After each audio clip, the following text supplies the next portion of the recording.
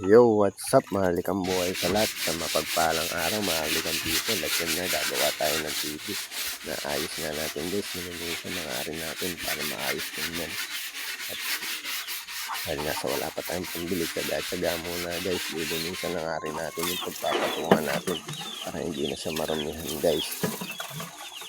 Nagtanong na rin tayo ng gulong guys. Wala pa tayong pambili, 280 ang isa.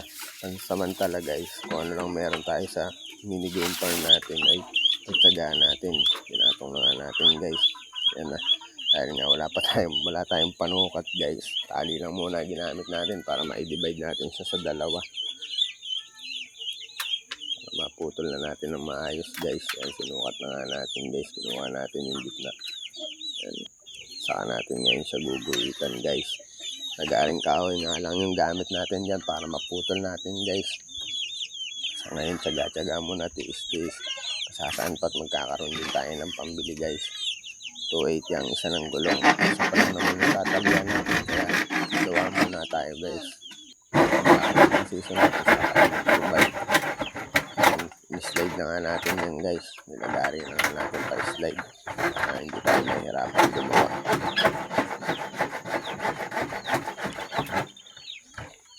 Yan guys. Tsaga lang talaga. Tiis-tiis. Pinutulan nga rin natin ng PVC guys. Para ngayon maging lapuan nila. Gagatlaan natin yan guys. Para hindi siya umislide. Mamaya tatalian na natin ng alambre yan.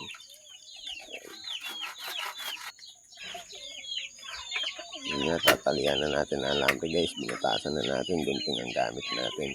Para kahit pa paano hindi dumulas. Hindi maayos yung pagtayo natin. Masarap talaga sinisimulan guys kahit sa maliit. At least nakikita natin kung ano yung kailangan natin gawin sa minigame farm natin. Yung talagang kailangan natin, ayusin natin facilities nila guys. Kasi magbibigay din sila sa atin ng malaking investment balang araw. Sipag at syaga lang guys. Yan nga, tapos na. Ilalagay na natin sa green grass of home sa medyo madamo guys. Yan, mahabol pa nga yung tuta ko dyan guys. Sinusunda po siya ng aso po. Yun lang magandang tingnan yan guys. Pero pagka tag-ulan na guys, bumaba dyan hanggang tuhod. Kaya yan, isa pa natin kailangan masolusyonan. Magkaroon tayo ng pera na pambiling panambak.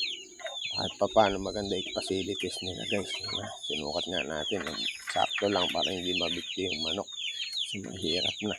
Hindi isa lang broodstag na yan. Pag nabikti yan, mamamatay yan guys. Okay na. Yun lang guys. Ingatan lahat sa mapagpalang umaga. I am Maharlika. Be a good minds. God bless.